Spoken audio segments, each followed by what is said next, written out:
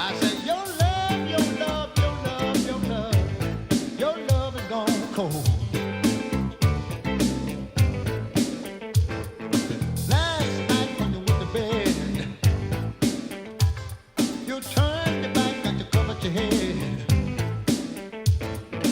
When I tried to make love to you,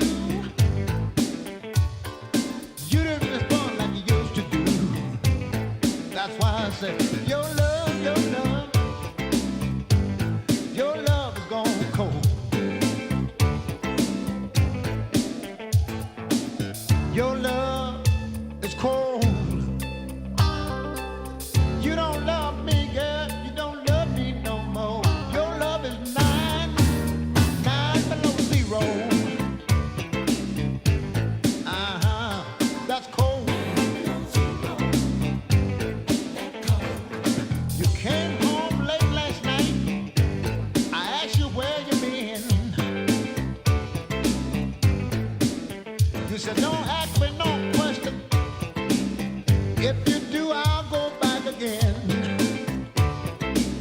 That's why I said your love, your love, your love is gone cold. I said your love, your love, your love, your love is gone cold. Your love is cold. Baby, you don't love me anymore. Your love is nine below zero. Ain't that cold?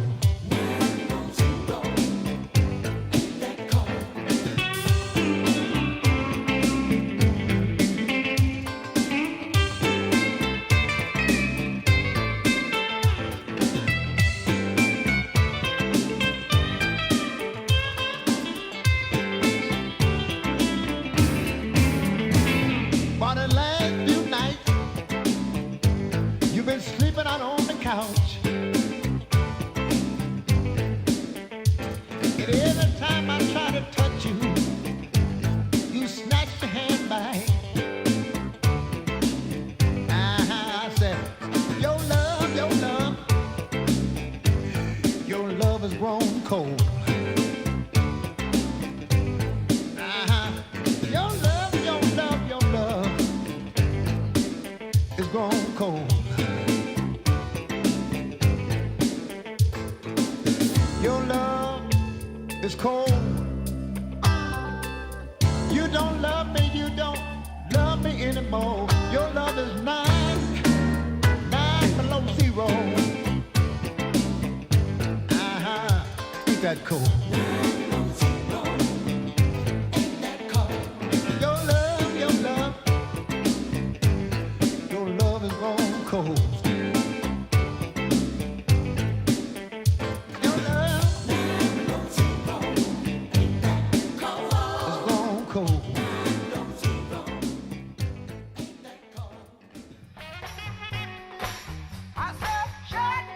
Welcome back to the Professor Penn podcast. David Penn here. This is episode number 142. It's a special episode, a 1/2 hour debate prep. We all know that in just 1/2 hour from now, we've got the big debate between Vice President Harris and President Trump. So we're going to have a 1/2 hour of prep, and then we're all going to flip over and watch this debate. We don't want to compete with such a profound opportunity, right? Right. Good morning, Tanner. Good morning, David. Glad to be here. We're going to move quickly. We started out with 9 below zero. Bobby Rush. Okay, so people go, why are you into this music? Well, we like your music. Why you do this? Why you do that? You know, I like music I can dance to, and I like music that's got soul. That's just me. Now, I'm traveling the state. We got a senatorial contest here between Senator Amy Klobuchar and the young challenger Royce White. And you know what I'm determining? This is just me. This is my opinion. I get an opinion. I am determining. There's this thing in the anti-Semitic world, you know, the scholars, they call it horseshoe anti-Semitism. There's anti-Semitism on the left, And there's anti-Semitism on the right. They call it the horseshoe. The horseshoe. You know what else they are not commenting on? Horseshoe racism on the left and on the right. I look at the X responses to Royce coming from the left, and it's some of the most awful racist stuff I've ever read. And then when I travel the state, wow, this racism and anti-Semitism gotta go. It's got to go. It is not part of the American citizens movement. It's not. Why? Because contrary to what they want to tell me on the left, that we are fascists and anti-constitutionalist, that is not true. We are thoroughly grounded in the philosophy of republicanism upon which the Constitution stands. And in that document, albeit when it was formed, there was some compromises in there that were awful. Nobody disputes that. It also says to form a more perfect union, which means it's a self-correcting process, and it's correcting itself. And here's what it's maintaining, what its fundamental cornerstone is. It makes the citizen sovereign. It doesn't matter if that citizen is black, white, green, red, blue, purple. Doesn't matter. The citizen is sovereign, and their rights are protected. And everybody just needs to step on back. Step back now and give people the respect and their sovereignty that republicanism affords them. Tanner, did you know you were a king? King Tanner? I felt like I was a king, but nobody's called me it. King Tanner. Thank you, David. King Tanner. That's how he's a young man, and an older man is saying, hey, baby, you're the king. When we get that through our minds and we spread that idea, now there'll be a lot of people that are afraid. There'll be people that actually said, I don't want to be a king. I don't want to be sovereign. I want to be taken care of. Okay. That's their right. I can feel that a little bit. Like that's kind of, I explained it a couple episodes ago where I said, it feels so intimidating for me. It's such a shift trying to take control over my life in every aspect now. And I feel a hard time letting go of like mommy and daddy, I guess you could say.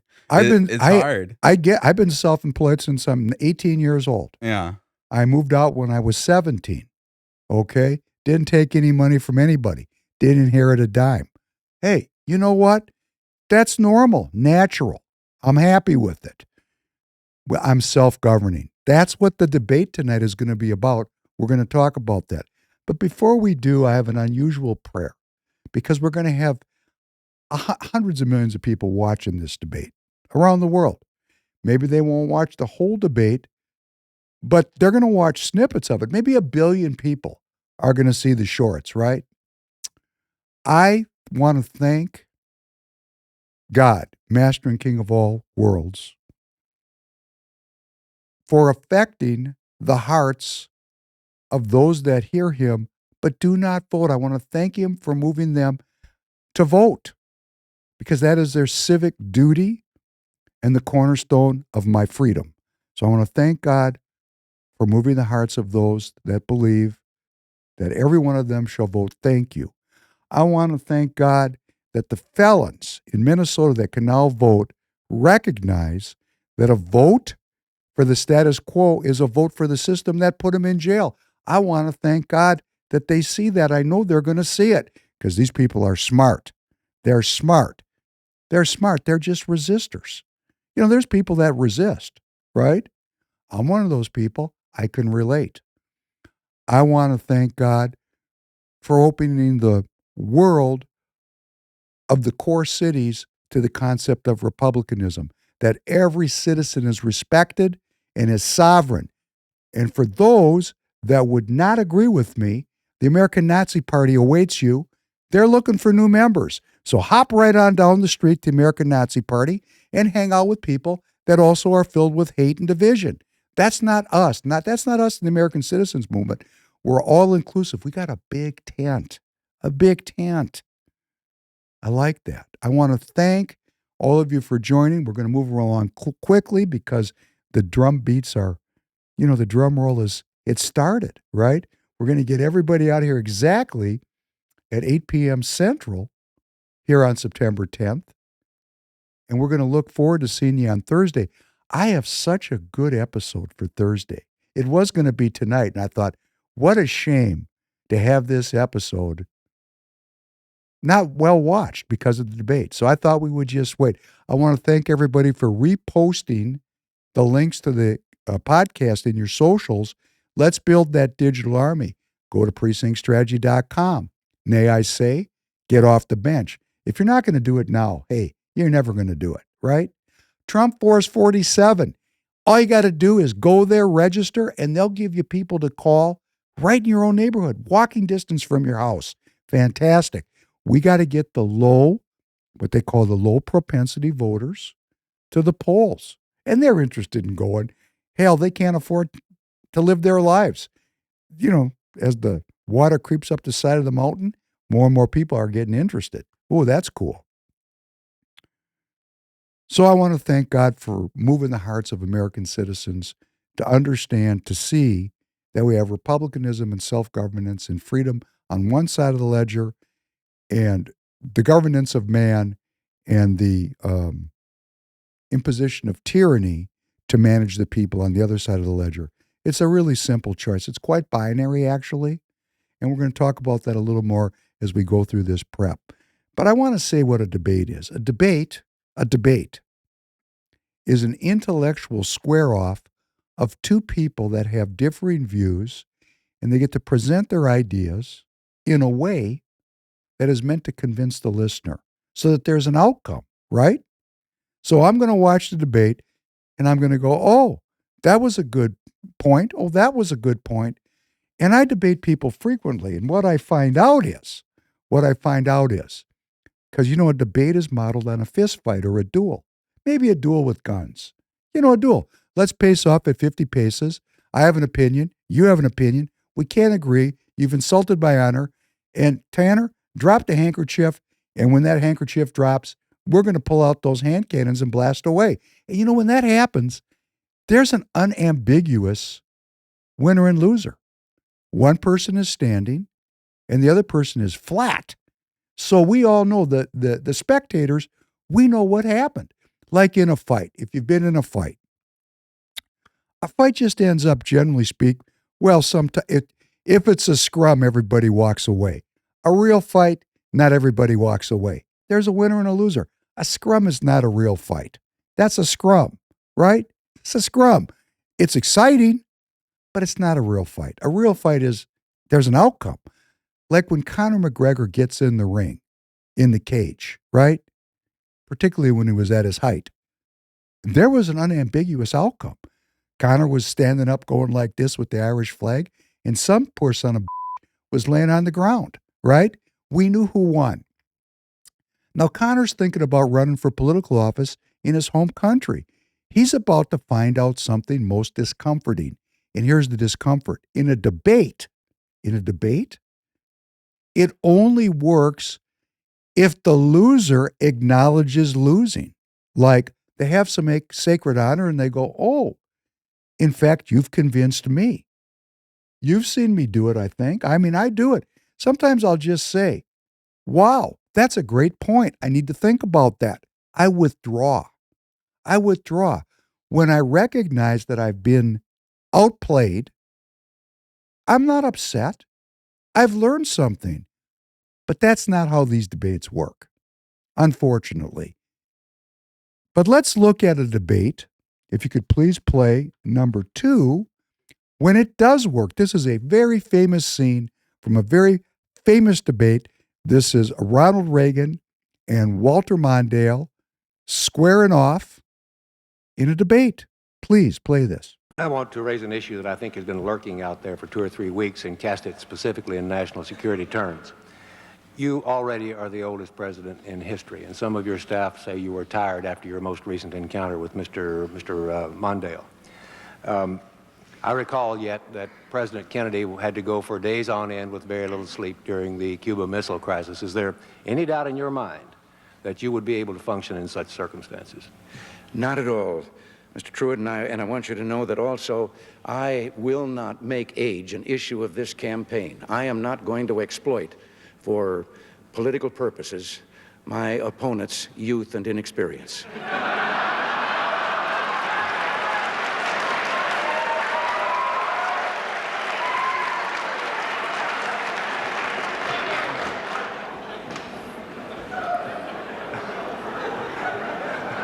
If I still have time, I might add, Mr. Truitt, I might add that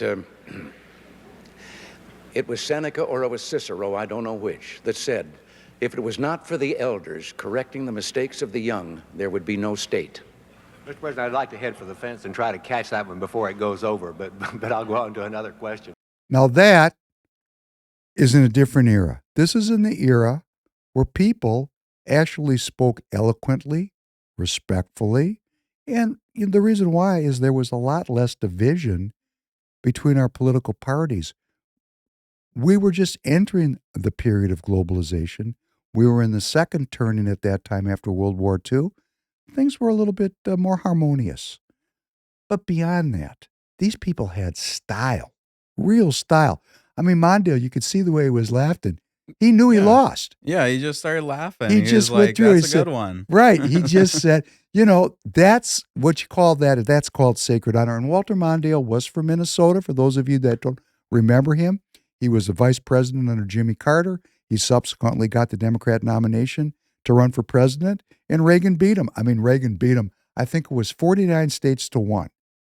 What? 49 to 1. Yes, it was. I knew it was a landslide, but that's crazy. I didn't know that much. I think the only state that voted for Walter Mondale was Minnesota. Okay, so that's how together we were on the Reagan Revolution. Okay, it was very, very successful, super successful.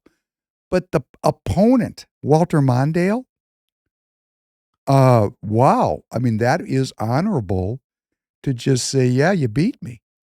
And I'd like to see that tonight in the debate. I'd like President Trump, if he gets beat on the facts, to acknowledge it, or Vice President Harris, if she gets beat, to acknowledge it.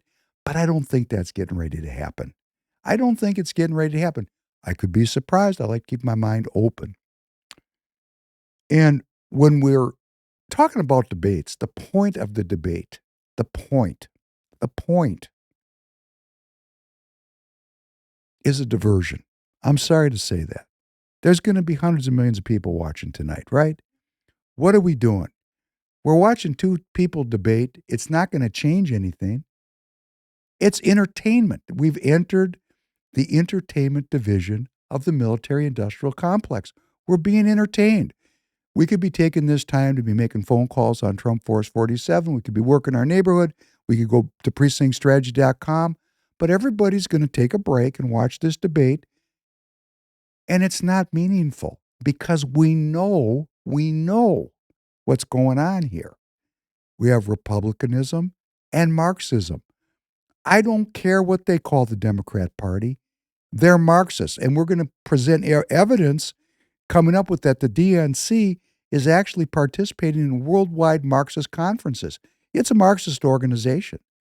And then we've got the Republican Party, which is half globalist, which is Marxist, and about half American citizens. And the American citizens are expanding all the time. And Trump is their champion. Trump's their champion. People are going to say, oh, I've got good friends that they're Republicans. They just hate Trump. They hate him. I know Republicans that have Trump derangement syndrome, right? And now there's a whole group of people that are getting Harris derangement syndrome, as if these two people are the focus of Professor Penn's concern. They're just salesmen to me. The issue is the philosophy. So all these Republicans that are over there saying, I can't vote for Trump, I have to endorse Harris. They're globalists.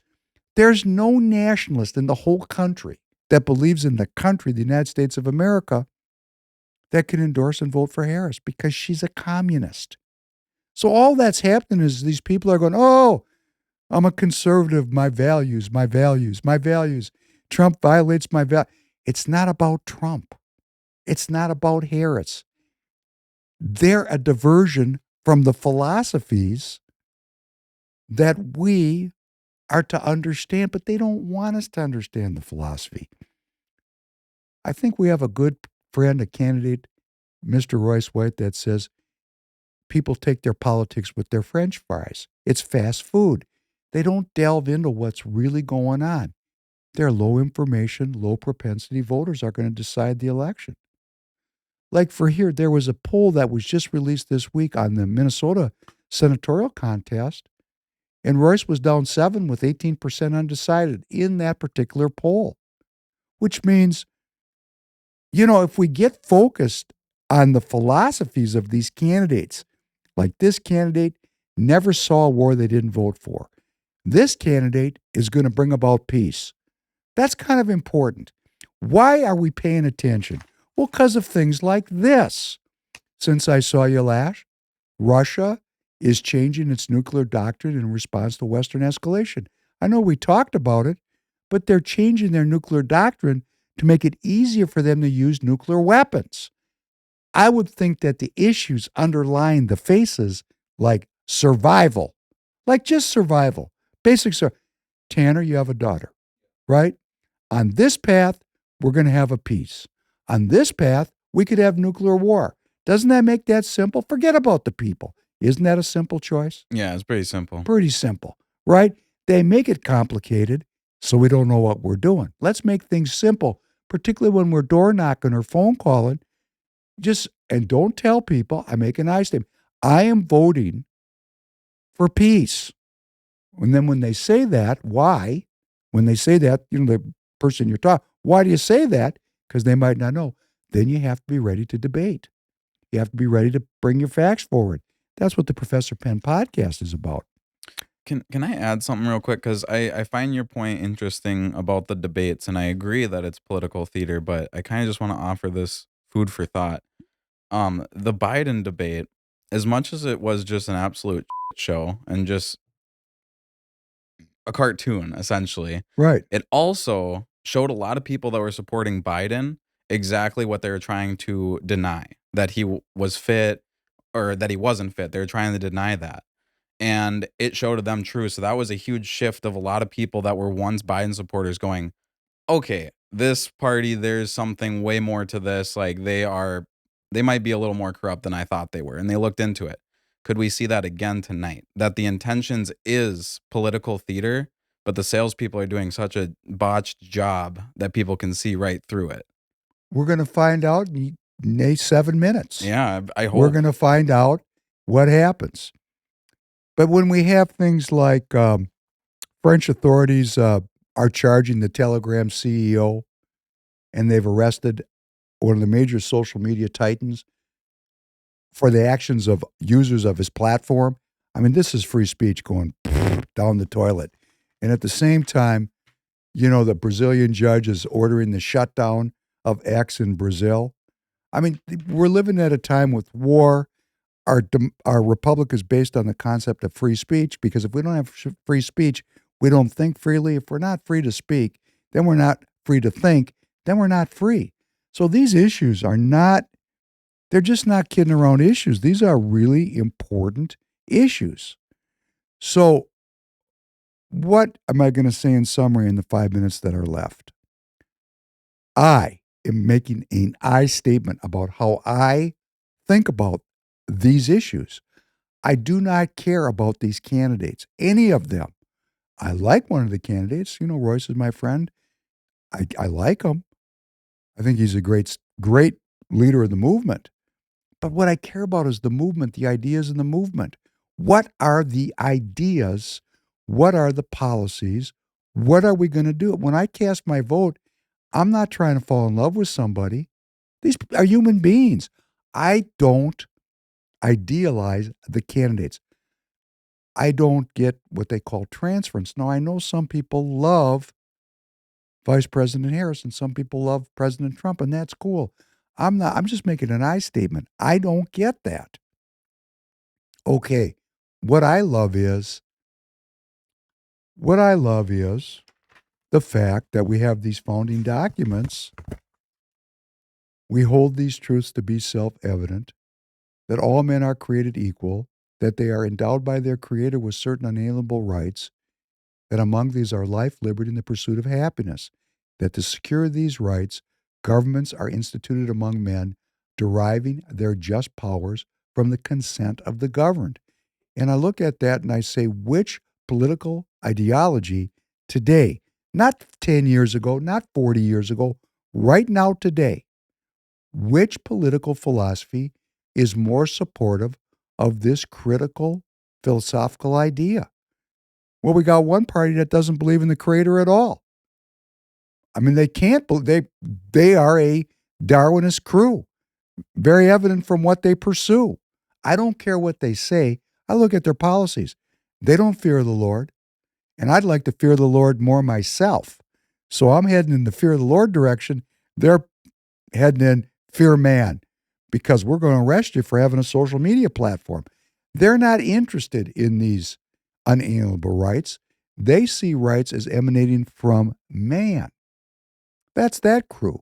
There's another crew in the Republican Party that is really trying to revive republicanism. I'm part of that crew. So for me, it's very, very clear. But what's happened over the course of my lifetime, and I've just got a couple minutes left, and then we're all going to switch over and we're going to talk about it on Thursday, I presume, God willing. When I was young, people were into the philosophy of these parties. And over the course of my time, starting with President Kennedy, the leaders of these parties became rock stars because of media, television, radio. You know, before radio, we didn't even know who these people really were. We didn't even know what their voices sounded like. These people have become idealized. We transfer. We have transference with them. We idealize them. We relate to them because they're in our media space. But in the last 2 minutes here, we're going to play something from the 1960s debate between Kennedy and Nixon. And it was a different time period, yes. But listen to President Kennedy, who was really the first rock star, urge his listeners and viewers to focus on the philosophy of the parties. So we're going to go out with that. I wish you good night. Enjoy the debate. I look forward to seeing you again Thursday night. Thank you very much for joining. Have a good night, everybody. The first question to Senator Kennedy from Mr. Fleming. Senator, the Vice President in his campaign has said that you are naive and at times immature. He has raised the question of leadership. On this issue, why do you think people should vote for you rather than the Vice President? Well, the Vice President and I came to the Congress together in 1946. We both served in the Labor Committee. I've been there now for 14 years, the same period of time that he has, so that our experience in government is comparable. Secondly, I think the question is, what are the programs that we advocate? What is the party record that we lead? I come out of the Democratic Party, which in this century has produced Woodrow Wilson and Franklin Roosevelt and Harry Truman, and which supported and sustained these programs which I've discussed tonight. Mr. Nixon comes out of the Republican Party. He was nominated by it. And it is a fact that through most of these last 25 years, the Republican leadership has opposed federal aid for education, medical care for the aged, development of the Tennessee Valley, development of our natural resources. I think Mr. Nixon is an effective leader of his party. I hope he would grant me the same. The question before us is, which point of view and which party do we want to lead the United States?